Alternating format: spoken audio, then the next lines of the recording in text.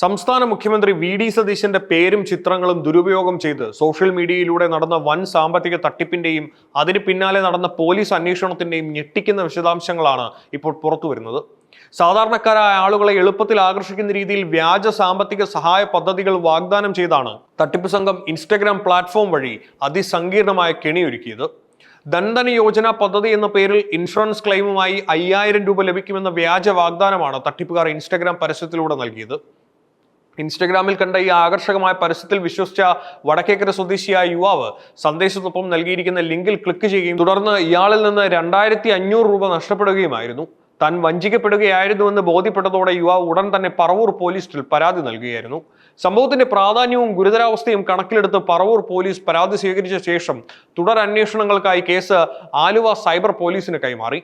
നിലവിൽ കേസ് ഏറ്റെടുത്ത Aluva cyber police അന്വേഷണം ഊർജിതമാക്കിയിട്ടുണ്ട്. ഓൺലൈൻ ലോകത്ത് സജീവമായിരിക്കുന്ന ഇത്തരം സൈബർ തട്ടിപ്പ് സംഘങ്ങൾ ജനങ്ങളെ വിശ്വസിപ്പിക്കാനായി അതിസങ്കീർണവും എന്നാൽ തികച്ചും അപകടകരവുമായ ശൈലികളാണ് ഉപയോഗിക്കുന്നത്.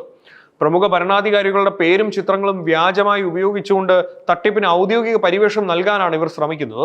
ഇത്തരം വ്യാജ ലിങ്കുകളിൽ ക്ലിക്ക് ചെയ്യുന്നതോടെ ബാങ്ക് അക്കൗണ്ട് വിവരങ്ങൾ ഉൾപ്പെടെയുള്ള തന്ത്രപ്രധാനമായ വ്യക്തിഗത വിവരങ്ങൾ തട്ടിപ്പുകാർ ചോർത്തിയെടുക്കാനുള്ള സാധ്യത ഏറെയാണ്. ഇത്തരത്തിലുള്ള സാമ്പത്തിക വഞ്ചനകളിൽ ജാഗ്രത പുലർത്തണമെന്ന് പോലീസ് നിർദ്ദേശിക്കുന്നു.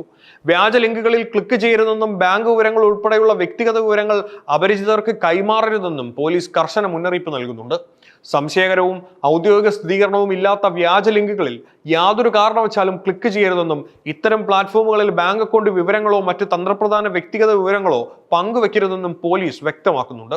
മുഖ്യമന്ത്രിയുടെ പേര് ദുരുപയോഗം ചെയ്തിട്ടുള്ള തട്ടിപ്പിൽ വടക്കേക്കര സ്വദേശിയായ യുവാവിന് പണം നഷ്ടമായ സംഭവം ചൂണ്ടിക്കാട്ടി ജനങ്ങൾ വഞ്ചിക്കപ്പെടാതിരിക്കാൻ മുൻകരുതൽ അത്യന്താപേക്ഷിതമാണെന്ന് പോലീസ് അറിയിക്കുന്നു. സംശയകരമായ ലിങ്കുകളോ പരസ്യങ്ങളോ തട്ടിപ്പുകളോ ശ്രദ്ധയിൽപ്പെട്ടാൽ ഉടനടി പോലീസിനെയോ സൈബർ ഹെൽപ്പ് ലൈനിനെയോ വിവരമറിയിച്ച് ജാഗ്രത പാലിക്കേണ്ടതുണ്ട്.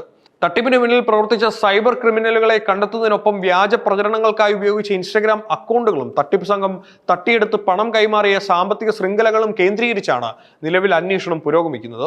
വ്യാജ ലിങ്കുകളിൽ ക്ലിക്ക് ചെയ്യരുതെന്നും ബാങ്ക് അക്കൗണ്ട് വിവരങ്ങൾ പങ്കുവെക്കരുതെന്നുമുള്ള പോലീസിന്റെ നിർദ്ദേശങ്ങൾ നമ്മൾ ഓരോരുത്തരും വ്യക്തമായി പാലിക്കേണ്ടതുണ്ട്.